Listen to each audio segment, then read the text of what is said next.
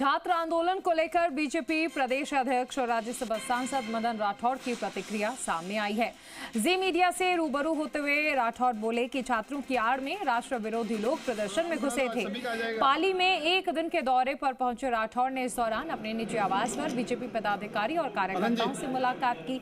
उन्होंने बीजेपी जिला कार्यालय में प्रधानमंत्री मोदी के मन की बात के 136वें एपिसोड को भी लाइव देखा। उन्होंने शिक्षा मंत्री धर्मेंद्र प्रधान के इस्तीफे पर एवं राजस्थान में होने वाले पंचायत निकाय चुनाव के बारे में भी अपनी राय साझा की। थोड़ा सर मांगीलाल जी। राजस्थान प्रदेश भाजपा के संगठन मुखिया मदन राठौड़ एक दिवसीय पाली दौरे पर है। ये उनका गृह जिला है।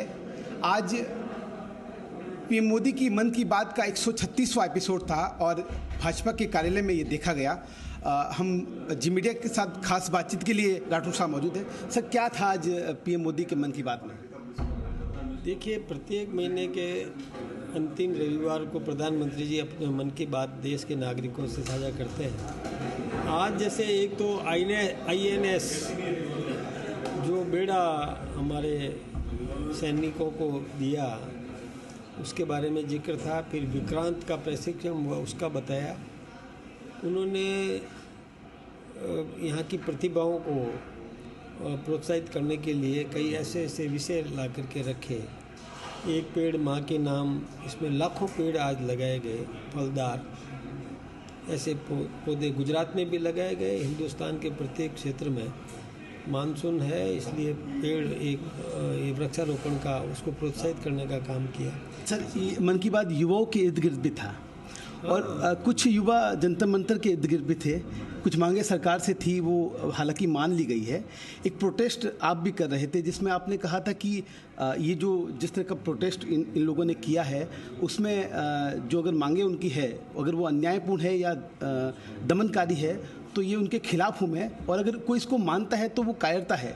लेकिन धर्मेंद्र प्रधान ने इस्तीफा दे दिया है। देखिए, मैंने मानता है तो कायरता है ये मैंने नहीं कहा। चुनाव की तैयारियां शुरू हो चुकी है, चाहे निकाय चुनाव हो या पंचायत चुनाव। राजस्थान की बात करें, हम यूँ कहते हैं कि अपने आगे वाले को कभी कमज़ोर नहीं समझना चाहिए। जब भी लड़ाई हो, चाहे चुनाव की लड़ाई हो या अन्य लड़ाई हो, कांग्रेस को कितना मजबूत मानते हैं आप?